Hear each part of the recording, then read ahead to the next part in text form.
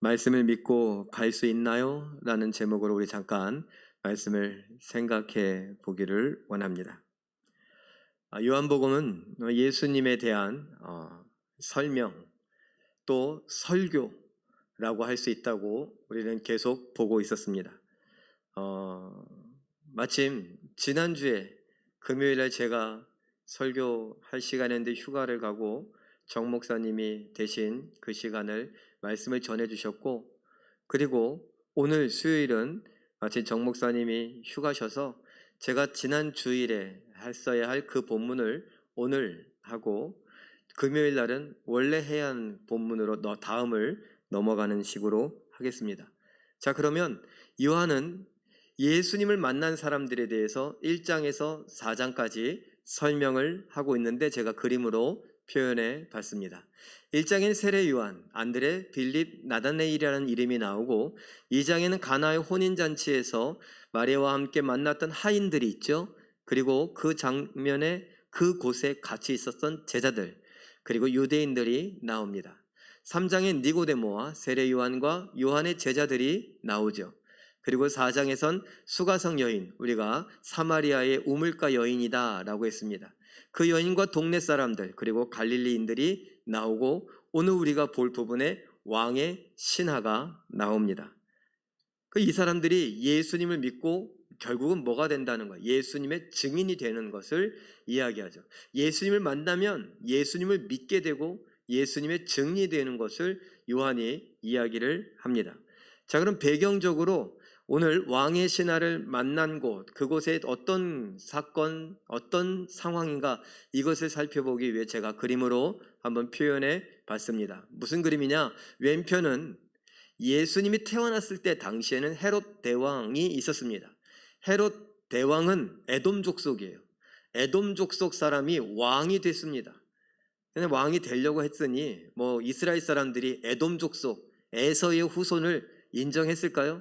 잘 인정하지 않으려고 하다 보니까 로마에 잘 보여서라도 어떻게든지 이 왕위를 이어가고 싶어 했습니다. 그런데 헤롯 대왕이에요. 왕이 아니고 대왕이에요. 왜 그러냐? 바로 옆과 비교가 되기 때문이에요. 이 헤롯 왕 다음에 자녀들이 나라를 셋으로 나누어서 다스리게 됩니다. 그래서 이것과 비교해서 나라를 전체를 다 다스렸기 때문에 헤롯 대왕이다. 그리고 시대가 흘러서 그 왕이 예수님이 태어나고 얼마 안 있다가 죽게 돼요. 그리고 나서 왕권이 셋으로 나누어졌습니다. 셋으로 나누어졌다. 그래서 분봉왕이다 라고 말을 합니다. 그래서 제일 유대 지역과 사마리아 지역은 아켈레오라고 하는 아들이 다스리게 되었고, 그 윗동네 갈릴리 지역은 헤롯 안디바라는 왕이 다스렸습니다. 그리고 그 요단강 건너편의 조그만 부분은 빌립이라고 하는 사람이 다스리게 됐습니다. 이 이야기가 왜 중요하냐? 그렇게 중요한 건 아닌데 우리가 상식적으로 한번 알고 있으면, 예수님이 이제 공생애를 할 때는 이렇게 왕이 셋으로 나뉘어져서 다스렸구나. 참고로 아켈레오도 잠깐 다스리다가 그 지역에서 아주 악독하다고, 이 사람은 인격이 성품이 안 좋다고, 잔인하다고, 그래서 아켈레오가 쫓겨납니다. 그리고 로마로부터 총독이 와서 거기에 살게 됩니다. 그래서 우리가 알고 있는 본디오 빌라도 바로 총독으로 와서 거기에 다스리게 됐다라는 것을 참고로 알고 계시면 되겠습니다. 자, 그럼 이 이야기를 한 건 좀 이따 보겠죠. 왕의 신하가 바로 누구의 신하냐라는 거예요. 그래서 우리가 아까 봤던 헤롯 안디바, 갈릴리 지역이니까 헤롯 안디바의 신하일 확률이 높다. 그렇게 이해를 하면 됩니다. 자, 그러면 오늘의 또 다른 배경이 뭐냐? 예수님이 수가성에서 여인과 만나고 그 사마리아 사람들하고 교제하며 예수님이 누구신지 구원자 메시아임을 알려주었었는데, 예수님이 어떤 경로로 이동하셨는지, 북쪽 갈릴리로 가는데 사마리아를 지나가셔서 일부러 똑바로 가셨죠. 그것을 그림으로 보고 요한복음 4장 46절을 함께 읽어봅니다. 시작. 예수께서 다시 갈릴리 가나에 이르시니 전에 물로 포도주를 만드신 곳이라. 헤롯 안디바 왕의 신하가 있어 그의 아들이 가버나움에서 병들었더니 41절부터 45절까지 이렇게 살펴보면은 이렇게 43절에서 46절까지 보면 예수님의 이동 경로가 왼편에 그린 것 같아요. 위쪽으로 올라갔다가 잠깐 내려와서 갈릴리 가나라고 하는 지역에 머물게 됐습니다. 가나 그랬더니 가나의 혼인잔치가 생각이 나죠. 요한이 내가 가나에 대해서 한번 설교한 적 있지 않습니까? 이런 거예요. 가나에서 혼인잔치가 있었고 물로 포도주가 되는 그 변화되어지는 그 이야기 혹시 기억하십니까? 예수님은 새로운 술이고 예수님은 우리에게 새로운 생명이 되어 주신다는 것을 기억하십시오. 믿으면 순종하면 됩니다 했던 것을 기억하십시오. 마치 이렇게 이야기하는 것과 같아요. 그때 그 가나 거기에 또 가시게 됐습니다. 그런데 이번엔 그 가나의 혼인잔치가 있었던 것이 아니라 한 사람이 예수님께 나와서 자기 아이 좀 살려달라고 그 부탁을 합니다. 그 사람은 헤롯 안디바의 신하이고 그 사람의 집은 가버나움입니다. 그 이야기가 이어지는데 4장 47절 말씀 읽어봅니다. 시작. 그가 예수께서 유대로부터 갈릴리로 오셨다는 것을 듣고 가서 청하되 내려오셔서 내 아들의 열병을 고쳐주소서 하니 그가 거의 죽게 되었음이라. 제가 열자를 괄호 안에 했어요. 나중에 열이 내렸다 이런 것으로 제가 열병이 분명하다. 고열로 인해서 지금 죽음의 위기, 흔히 말하면 사경을 헤매고 있습니다. 지금 이 왕의 신하와 예수님은 어느 동네에 있다고요? 갈릴리 가나라고 하는 동네에 있고 그 아이는 지금 집이 어디라고요? 가버나움이라는 동네예요. 그래서 다시 한번 그림을 보면 이렇게 그림으로 표현이 돼요. 가나가 밑에 있어요.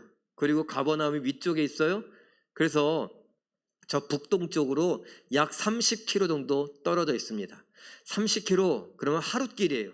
걸어서 하루를 가야 되는 길입니다. 그런데 우리가 참고해야 될 것은 뭐냐? 이 사람의 직업이 뭐라고요? 헤롯 안디바 왕의 신하라고요. 왕의 신하쯤 됐으니 이 사람은 높은 권력을 갖고 있고 적어도 뭔 갖고 있어요. 우리식으로 말하면 자가용 하나는 갖고 있다는 거예요. 마차나 말은 타고 다닌다는 거예요. 그러면 2시간 거리예요. 2시간 거리. 걸어서 간다면 우리 같은 일반인이었다면 하루를 가야 되는 거리지만 이게 왕의 신하쯤 되니까 말, 마차 이렇게 따지면 2시간이면 갈 거리예요. 가까운 거리예요. 자, 이런 우리가 상식을 이런 정보를 갖고 이제 이 사람이 예수님을 만납니다. 내려오십시오. 내려간다. 여기 가나가 가버나움보다 좀 지대가 높아요. 우리는 한양으로 서울로 올라간다 그러잖아요. 지대하고 상관없이 그렇게 이야기해요. 근데 예루살렘 성전에 올라간다 이런 말이에요.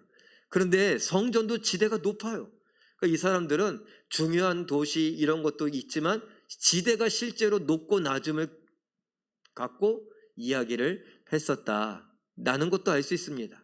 자, 내려오셔서 우리 동네가 낮은 곳에 있으니 우리 동네에 가셔서 우리 아이 좀 만나 주십시오. 우리 아이 어떻게 달라는 거예요? 살려주십시오. 예수님, 당신이 가면 우리 아이를 살려주실 줄로 믿습니다. 이런 이야기죠. 그런데 예수님께서 그 사이에 다른 이야기도 있지만 이렇게 이야기를 하십니다. 4장 50절 말씀 읽습니다. 시작. 예수께서 이르시되 가라 내 아들이 살아있다 하시니 그 사람이 예수께서 하신 말씀을 믿고 가더니 가라 하니까 갔어요. 예수님이 그래 내가 가겠다 이게 아니라 너 혼자 가라 라는 거예요. 그런데 이 가다라는 말을 이렇게 자세히 살펴보니까 그냥 길을 가는 말도 있지만 너 하던 일을 해라 라는 거예요. 지금 이 아빠가 왕의 신하로서 왕을 위하여 어떤 일을 공무를 집행하는데 지금 마침 예수님이 오셨다 그래서 뭐 하는 거예요? 예수님 앞에 가서 예수님 제 아이 좀 살려주세요. 제 아이가 지금 죽어가고 있어요. 이러는 거죠. 그래서 예수님께서 야 믿고 가라 그냥. 믿고 너 하던 일 해라. 우리식으로 말하면 믿고 너 보던 볼 일 봐라. 아니 우리 아이가 죽어간다니까요. 내가 공무를 하고 행하고 있었지만 이 일이 손에 잡히냐고요. 어떻게 내가 일을 그냥 할 수 있겠습니까? 예수님 제가 마차로 모실 테니까 2시간이면 갑니다. 저희 집에 가시죠. 가서 우리 아이 좀 살려주십시오. 예수님 뭐라고요? 믿고 네 아이가 살았다.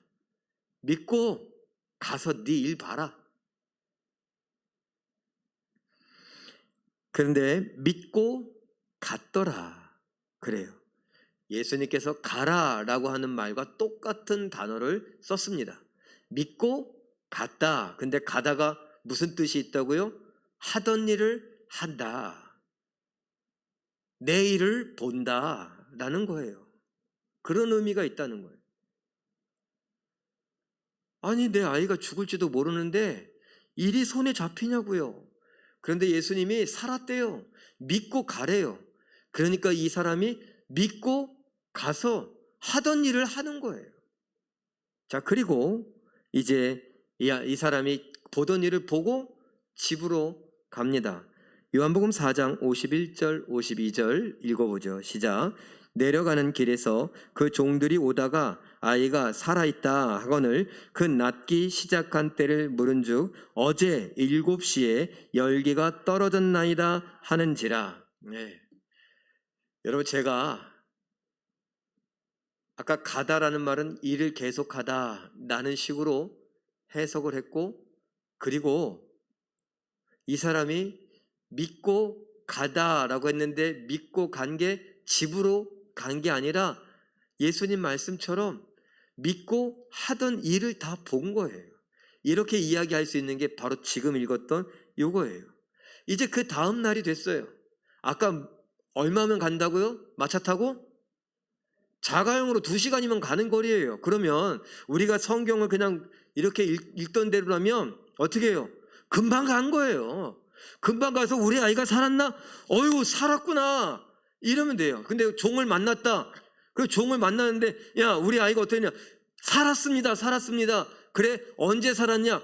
조금 전에 그거 살아나는 거 보고 제가 바로 출발했습니다. 그럼 그때가 언젠가 해봤더니 몇 시다 그러면 1시간 전. 내가 지금 1시간 전에 출발해서 반쯤 왔으니까 이 사람들도 출발해서 반쯤 하고 만나갖고 딱 이렇게 얘기가 되어야 되잖아요. 그런데 7시다. 어제 7시다. 2시간 거리인데 이 사람은 지금 뭐 하고 있는 거예요? 어제적 일을 지금 확인하는 거예요. 뭐 한 거예요? 자기 볼 일을 봤던 거예요. 왕의 신하로서 해야 할 일을 했던 거예요. 손에 잡히지 않느냐 이런 게 중요한 게 아니라 믿었기 때문에 이제 내 마음을 다스리고 내 할 일을 할 수 있었다라는 것입니다. 그리고 내려가는데 가버나움으로 가는 중에 그 집에 하인들을 만났어요. 하인들이 와오고 있어요. 그래 어떻게 됐냐? 살았습니다. 그래? 그러니 이 사람은 뭔가 생각나는 게 있죠. 그 언제 살았냐? 어제 7시경에 열이 내리기 시작합니다. 7시는요 6을 더하면은 어떻게 돼요? 1시. 오후 1시에 예수님을 만났을 때 예수님이 나았다 살았다 믿고 가라 그 타이밍이구나 그걸 아는 거예요. 요한복음 4장 53절 읽어봅니다. 시작. 그의 아버지가 예수께서 내 아들이 살아있다 말씀하신 그때인 줄 알고 자기와 그 온 집안이 다 믿으니라. 이거예요. 아무 일도 일어나지 않았어요. 예수님께서 살았다 한 말씀 하셨어요. 그리고 그걸 믿고 가라. 믿고 하던 일 해라. 믿고 네 일이나 해라. 그러셨습니다. 그런데 이 사람 어떻게 했어요? 믿어버렸어요. 예수님이 뭐 기도를 막 하시거나 예수님이 그 가버나움 쪽을 향해 손을 뻗치거나 예수님이 뭔가를 보여주신 것도 아니에요. 살았다. 믿고 가라. 여러분 같으면 어떻게 하시겠습니까? 오늘 이 말씀은 우리에게 그런 도전을 해요. 수도 없이 교회를 다녔잖아요. 그리고 말씀을 수도 없이 들었잖아요. 근데 이 말씀과 나는 무슨 상관입니까? 나는요, 사연이 많은 사람 아닙니까? 험한 인생을 살았어요. 그 인생의 그래프를 그려보라고 하면 좋았을 때도 있고 올라갈 때 있고 나빴을 때 있고 내려갈 때 있는데 바닥을 칠 때가 왜 이렇게 많은지 내려갈 때가 훨씬 더 많은 것 같아요. 내려가서 대충 내려갔다가 올라가야 되는데 계속 내려가는 것만 같을 때가 너무너무 많아요. 괴로워요. 고통스러워요. 상처가 있어요. 누가 눈빛만 봐도 나를 비웃는 것 같고 조롱하는 것 같고 믿을 수가 없어요. 신뢰할 수가 없어요. 서러워요. 그렇게 살아가는 우리들에게 예수님은 말씀하십니다. 믿고 가라. 믿고 네 마음의 평안을 찾고 하던 일을 해라. 제가 이 상처 때문에 어떻게 내 일을 하냐고요. 교회에서 주방에서 봉사를 하건 주차장에서 봉사를 하건 찬양대원으로 찬양팀으로 반주자로 지휘자로 목사로 교역자로 교사로 뭘 하든지 간에 내 상처가 나를 자꾸 이렇게 짓누르고 나를 아프게 하고 힘들게 하고 괴롭게 하는데 어떻게 일을 하냐고요. 일이 손에 잡힙니까? 예수님 그러지 마시고 나에게 손을 얹어 나에게 기도해 주세요. 나와 함께 같이 가서 내려가서 내 아이를 만져주세요. 과거로 돌아가서 내 그 상처가 일어나기 전에 그 일어나기 전의 일로 다 바꿔주세요. 나에겐 상처가 없게 해주시고 나한테 이런 아픔이나 상처가 사라지게 해주세요. 그런데 예수님 그리고 예수님을 만났던 왕의 신하 별말 없습니다. 살았다. 믿고 가라. 예, 믿고 가서 그동안 잡히지 않았던 이 일을 하겠습니다. 그리고 그 일을 마치고 그 다음 날에 돼서 집에 가는데 살았대요. 언제? 예수님 말씀하셨던 그때. 그때가 언제예요? 내가 믿었던 그때. 말씀하시고 믿으니 그대로 됐습니다. 우리는요, 정말 믿었습니까? 하나님의 말씀을 고지고대로 믿었습니까? 책 속에 있는 이야기, 옛날의 이야기, 저 멀리 이스라엘의 이야기, 시간과 공간이 나와 상관이 없는 것, 그러면 이 말씀이 무슨 의미가 있습니까? 아니, 이 말씀 배고자도 안 된다면서요. 이 말씀 이렇게 이 성경책에 아무데나 놔도 안 된다면서요. 이 성경책이 우상입니까? 하나님이 어떤 것도 만들지 말라 그랬는데 이거를 이 성경책 모양으로 만들어서 하나님, 그래서 배도 안 되고 이 위에 뭘 올려놔도 안 되고 이것을 함부로 들고 다녀도 안 되고 아무데나 놔도 안 되고 먼지가 쌓여도 안 되고 쓰레기통에 버려도 안 되고 그런 겁니까?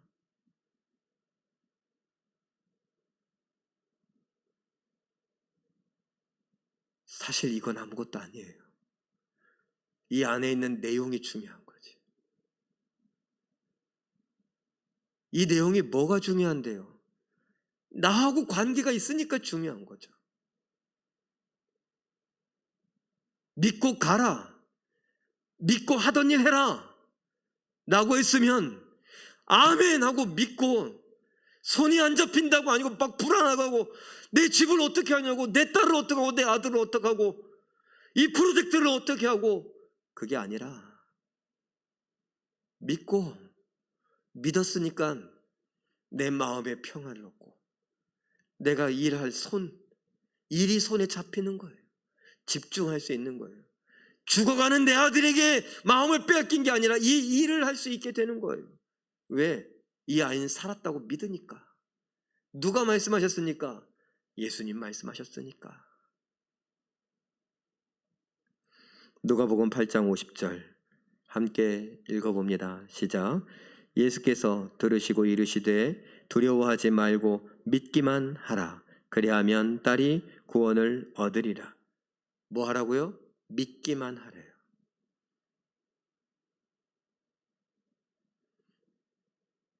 믿기만 해라. 그러면 이 누가복음에서 이런 얘기가 더 많더라고요. 믿기만 해라. 믿으면 된다는 것을 이렇게 표현하시는데, 우리 다음 그림을 한번 볼까요? 읽어봅니다. 9절 말고 말씀만 읽어. 시작. 내 믿음이 너를 구원하였느니라. 믿기만 하라. 믿으면 구원하는데 7장 50절, 8장 48절, 17장 19절, 18장 42절 똑같은 내용이 내 믿음이 너를 구원하였다. 이렇게 말씀하십니다. 중요한 게 뭐냐? 믿음이라는 거예요. 믿음은 하나님이 주시는 거죠. 맞아요. 하나님이 선물로 주시는 거예요. 그런데 그 믿음 어디 갔습니까? 그 믿음을 누리는 것, 그 믿음을 사용하는 것, 그 믿음을 쓰는 것, 그 믿음대로 사는 건 누굽니까? 성령님입니까? 하나님이십니까? 예수님이십니까? 아니요. 그 하나님, 예수님, 성령님을 믿고 살아가는 나 아닙니까? 내가 믿어야죠. 믿음을 넣어주셨는데 그 믿음을 내가 받고 그 믿음으로 사는 거죠. 믿음으로 산다는 게 뭡니까?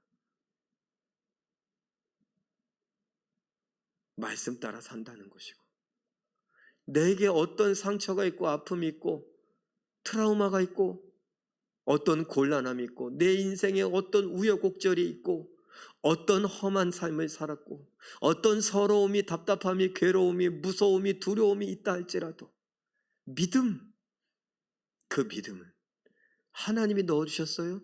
그 믿음을 붙잡아서 내가 쓰면 평안함을 누리고 내가 내 일을 할 수 있다라는 거예요. 우리말로 뭐라고요? 일이 손에 잡히네. 일이 어떻게 손에 잡혀요? 지금 내 머릿속은 복잡한데 그 복잡함을 단순하게 만들어주세요. 믿음이. 그래서 일이 손에 잡혀요. 내 삶을 살 수 있게 돼요. 내 할 일을 할 수 있게 돼요. 다른 사람을 편안하게 해줄 수 있어요. 다른 사람을 위로하고 격려할 수 있어요. 내 믿음이 너를 구원하였느니라. 헤롯 안디바 왕의 신하가 믿고 자기 일을 보더니 그 믿은 순간에 아이가 살아난 것을 확인하게 됩니다. 우리 모두도 그럴 수 있길 바라요. 믿음 좋죠. 그 믿음. 근데 거기에 우리는 몇 가지 더 더하지 않아요? 내 경험, 내 지식, 내 상황, 내 형편, 내 처지, 이런 것들을 다 더해서 최종적으로 판단하고, 그래도 떨리고 그러면 뭐예요? 기도가 빠졌지. 기도까지도 해요. 그래도 뭔가 부족하고 여전히 불안해요. 그러면 내 기도보다 목사님 기도가 세지. 그게 아니라고요. 자꾸 뭘 덧붙이지 마시자고요. 믿고 가라. 그럼 믿고 가면 됩니다. 믿으면 됩니다. 거기에 내 경험이나 지식이나 돈이나 상황이나 형편이나 내 집이나 내 가문이나 내가 살아온 삶의 여러 가지 배경들 덧붙이지 말자고요. 지금 믿으면 돼요. 그 믿음이 우리를 구원합니다. 그 믿음이 우리를 살립니다. 그 믿음이 모든 상황으로부터, 과거의 상처, 아픔, 트라우마, 지금의 두려움, 염려, 걱정, 시험, 유혹, 이 모든 것으로부터 우리를 건져내고 평안함으로 승리로, 기적으로, 표적으로 이끕니다. 그렇게 믿음을 갖고 살아가는 우리가 되길 바랍니다. 찰스 스펄전이라는 목사님이 이런 말을 했는데 함께 읽어볼까요? 시작. 작은 믿음은 당신의 영혼을 하늘로 가져갈 것이며 큰 믿음은 하늘을 당신의 영혼에 가져올 것이다. 말을 조금 비틀었어요. 작은 믿음이냐 큰 믿음이냐. 작은 믿음은 내가 천국 갈 것입니다. 그런데 큰 믿음은 오늘 내 삶에 천국을 갖고 와서 여기서 천국을 누릴 수 있게 될 것이다. 평안함을 누릴 수 있게 될 것이다. 왕의 신하가 누렸던 그 평안함. 성 어거스틴이라고, 히포의 어거스틴이라고 하는 사람도 이런 말을 했습니다. 읽어보죠. 시작. 믿음은 우리가 보지 못하는 것을 믿는 것이다. 이 믿음에 대한 상은 우리가 믿는 것을 보게 되는 것이다. 놀랍지 않나요? 믿음이요? 보지 못하는 것을 보는데 그 상이 뭐라고요? 우리가 믿은 것을 결국 보게 해준다. 왕의 신하는 믿었습니다. 그 믿음은 아직 아이가 낳은 것을 못 보았습니다. 그걸 믿었어요. 근데 그 상은 뭐예요? 그 낳은 아이를 보게 되는 거예요. 우리 모두도 이런 믿음으로 말씀을 내게 주시는 말씀으로 받고 아멘으로 받고 그 말씀을 붙잡고 믿음으로 살아가며 그 말씀이 내 삶 속에서 이루어가는 것을 보는 기적의 주인공들 되시길 예수님의 이름으로 축원합니다. 우리 잠깐 기도하죠. 우리 기도할 때 우리의 믿음이